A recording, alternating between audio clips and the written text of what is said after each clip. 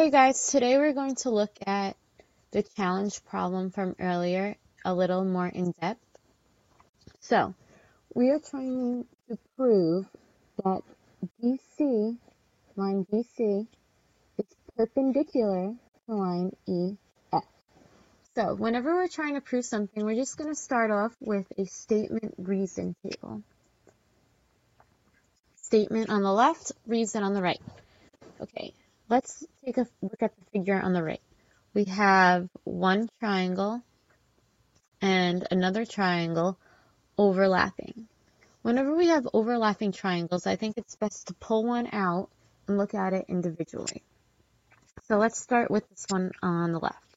So if we pull it out, we could see that it's triangle AEF. With triangle AEF, we have a measure of angle A, a measure of angle E, and we're trying to find the measure of EFA. We should know that the sum of a triangle is equal to 180. So we could say the measure of angle A plus the measure of angle E plus the measure of angle EFA are equal to 180. And the reason being is that a sum of a triangle is 180. So let's put that back. Next, we could say that if measure A is equal to 60, then we had plus angle E, which is equal to 60, plus our missing angle is equal to 180. You should see that we could take 60 and 60, get 120. We still don't know our value of EFA, and we still know that it's equal to 180. Basic algebra states subtract this value from the left and subtract it to the right, and you should get x is equal to, or measure angle EFA in this case, is equal to 60. And the reason being is because we were able to use the subtraction property. Next, let's pull out our gray triangle like we had before. So now we are looking at triangle CBD. Again, we should know that triangles, so CBD, if you add all of those angles up together, you should get 180 degrees. So we could say the measure of angle C plus the measure of angle B plus the measure of angle D right here, or CDB, is equal to 180. And we could say that again because the sum of an angle in a triangle, all the angles in the triangle, is 180. Okay. Oops. Okay, so let's look at this as a whole. So similar to what we just did using this triangle, we're going to figure out a value for right here.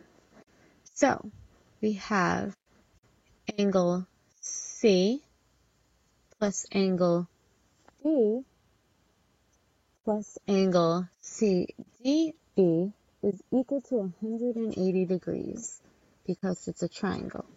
So if we have 60 plus 90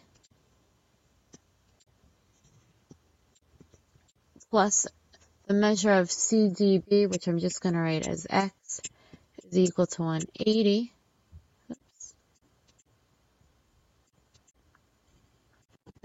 You could take 60 and 90, add it together to get 150, plus x, which is really CDB, is equal to 180. Then, by the subtraction property, you could get x, or angle CDB, is equal to 30 degrees. Get rid of that. Okay, that brings us to our last triangle right here. We know that this measure right here, which I'm just going to call y. I'm going to call this one z, which we already know. And this one is going to be x, which we don't know. We could say that x plus y plus z is equal to 180 degrees. We know that because, again, the sum of a triangle is 180. Then you could say that the measure of angle x plus the measure of angle y plus the measure of angle z is equal to 180, like we just said, because all angles in a triangle sum up to 180. We said that this angle right here, which I just wrote as y, is really 60 because we solved for it here.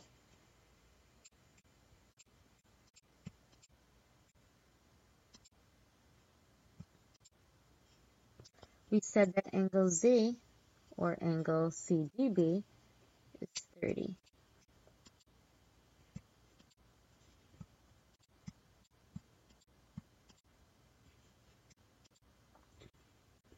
So again, when you take 60 and 30, you get 90, which is equal to 180. And we can't forget our value of x.